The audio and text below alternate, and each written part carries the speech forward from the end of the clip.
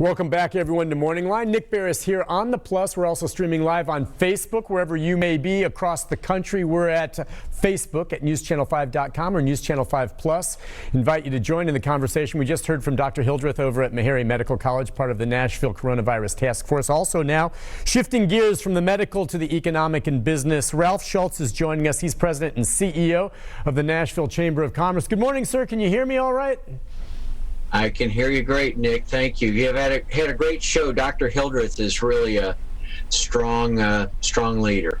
He is good, and he understands the importance of balancing how we're dealing with the coronavirus with, I think, business where you come in. And I wanted to ask you right off the top, if you would. I get so many comments to me, people asking and inquiring about the essential and non-essential, and I know you've dealt with it and looked at those lists and trying to determine what is and what isn't and what's safe to do business. You know, Metro Health is going to some areas and looking into businesses that maybe are open that shouldn't. I want to hit you with this one. For instance, there's a Hustler Hollywood store downtown.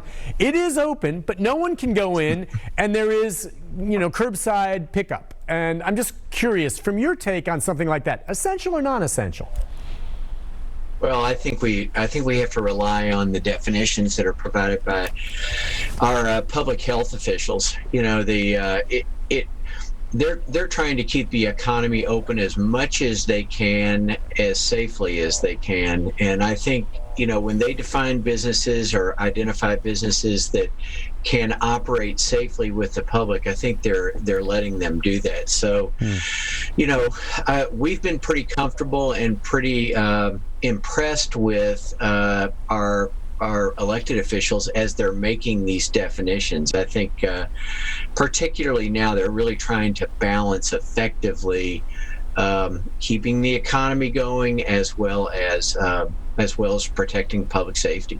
And that's really what it comes down to. I guess your take now, as we've heard that, you know, we're hoping for some improvement, and the idea of balancing, you know, coming back and getting business and getting people back to work who are really going through tough times, but not doing so too quickly. How are you viewing it, and what are you telling folks within the business community here in Nashville about when they might be able to come back and how you'd like to see it done? You know, Nick, I think people are making plans right now. I think to come back relatively soon, sometime in May, perhaps. I think the important thing to focus on is that, number one, they do have faith in the public policy and the decisions that the governor, the mayor, public health officials are making.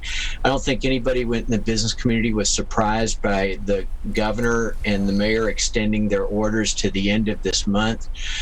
But they are all heavily planning on how they're going to reopen their business and how they're going to bring their workforce back. I hear a lot of different scenarios. I hear scenarios from business people that will be bringing maybe a portion of their workforce back. I hear other businesses that are looking at creating safe spaces in their business for vulnerable or people who would be vulnerable to the virus.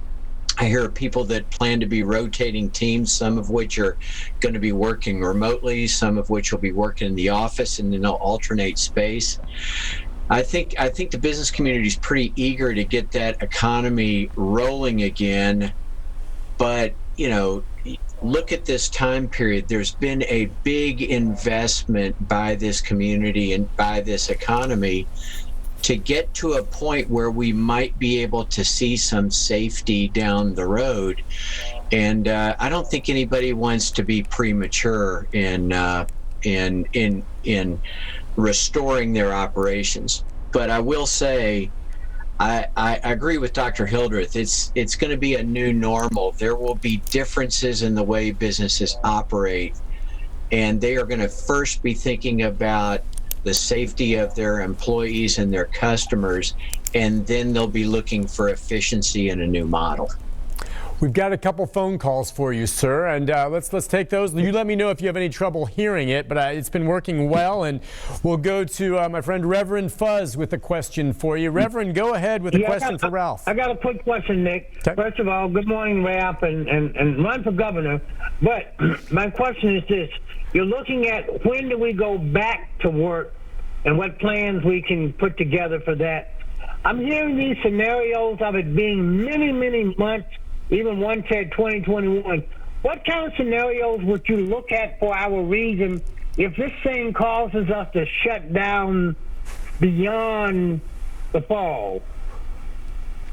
Okay. Hey, What Nick, are you could you planning for repeat the that? last Thank part you. of that question? He was just asking, if for whatever reason the projections extend and let's say, gosh forbid, it goes into the fall or maybe even beyond where they feel it's safe for businesses to really reopen. What kind of contingency can there be on that front? I think, well, first of all, some of the public policy response, the creation of the PPP programs, the enhancement of unemployment, all of those things have been helpful and beneficial to helping businesses survive. And small business survival is probably the most significant challenge that we face right now. So I think it is unlikely that these closures will extend fully into the fall. I think we're going to see phasing of businesses opening. And so as you look at some of these curves and you listen to some of the healthcare projections going forward, I think the important thing is to try to get people back to work when it's safe as quickly as possible so that we can start to build that reserve in case there is some kind of a rebound to the virus sometime into the future. I will say this too, Nick, and appreciate the question from Reverend Fuzz. He's a good friend. It's going to be important, I think, to take the lessons we're learning from this experience and alter our business operations and alter our economic operations so that we can be better prepared for this kind of event if it arises again in the future. So I think you're going to see businesses setting aside more reserves to build that support base to be able to survive these things in the future. I wanted to ask you about sports in this town. As you well know, that drives so much of the economy when games are being played, whether it's the Predators or the Titans or any other sport. And we're hearing, right now that there's a chance that things go well, that they may start playing again. But can you imagine the Predators perhaps playing downtown, but that they keep the arena empty? and that may be the reality at the outset, but maybe that's a step in the right direction.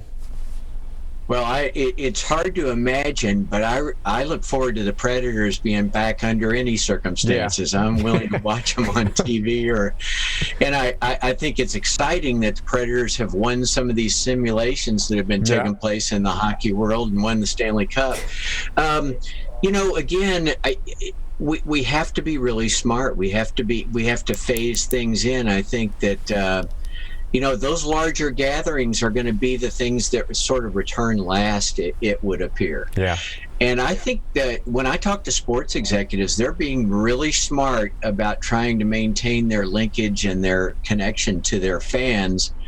And we don't get all of the benefit to downtown businesses when the Preds aren't playing a home game and the arena's full. But we do get economic benefits if they're bringing their entertainment back, and people are, feeling the benefit of having that entertainment back. So, but I will tell you that I hear from sports executives that they're being very innovative and creative in thinking about how they can come back and when they can come back, and of course they're going to do it safely. When we do come back, and I agree with you, it's going to happen in stages, step by step, in a safe manner. How concerned are you that maybe, as we return to this new normal, but that there were some businesses perhaps out there that were, on the edge anyway before this even occurred, and that when we do get back, how many are going to even be able to come back, if not maybe losing some businesses that just go away that couldn't survive this break? Yeah, we saw this in the flood. We saw this in the recession. There are businesses that are just sometimes so fragile that they're not going to make it through an unexpected challenge like this. I think the good news for us is in Nashville is that as disappointing as that outcome is for those business owners, and it's usually pretty small businesses, even micro businesses, where we see that biggest impact, the expertise and the capability of the people that were a part of that business is usually absorbed into the economy pretty quickly. But in the case of the flood, we saw, usually in a flood, 65% of the businesses that are affected by a flood go out of business. And what we saw in Nashville was more like 30% of those businesses went out of business. So our business community adapts well. Wanted to just ask you one last question with a comparison going back to the last time we were in something economically maybe close to what we're dealing with here, and that would be the 2007 recession for those couple of years, and then when we finally came out and how it built up. My personal take on this is I agree it's going to be gradual when we come back this time, but I do think as things get up and running, people are so ready to get back to their lives. I think we can get back to where we were once it's safe quicker than we did in 2007 and when we came out of the recession. What do you think? I think it's probably going to be something approaching the same rate. I think that, yes, I agree with you. The momentum will build relatively quickly and relatively strongly. And I think, we'll see a lot of momentum in 2021. But, it just takes time for the economy to absorb the punishment that comes from a stoppage like this, and it takes a little time to gear back up. But Nick, I would agree with you. I think you're going to see healthcare come back strong. You're going to see logistics and distribution come back strong. You're going to see hospitality may be slow at first, but that's the million-dollar question is, are people going to be so anxious to go somewhere when this is done that they come to Nashville, or are they going to be concerned about gathering in groups? Right. I think Nashville and its music and its spiritual enthusiasm and vitality is going to bring people back here quicker. I couldn't agree with you more. I do think you're right, though. The businesses can open and get going again. The question is, will the customers come? And it's my belief that once they're convinced it's safe, they will come and they will be back at it with a fury. That's my hope, and it gets going. Hey, listen, Ralph, thank you so much for joining us this morning. It was interesting, and it's real important to pay attention to the economic part of this as well, of course. So thank you, sir, and you be safe, all right? Yes, sir, and thank you, Nick, for having me on. My pleasure. All right, again, that's Ralph Schulz. He's president and CEO of the Nashville Chamber. We'll touch bases with him as time goes on, but I really appreciate him taking time out of his morning to talk to us. Listen, we'll take a break. We have one more final segment here. It's just going to be me, a chance for you, if you'd like, on Facebook to message me any questions about the stimulus, about unemployment, or anything about what either of our two guests this morning, medically or economically, talked about. Give us a call as well. I'll get to that, and we'll cover the very latest on other aspects of the pandemic right after this.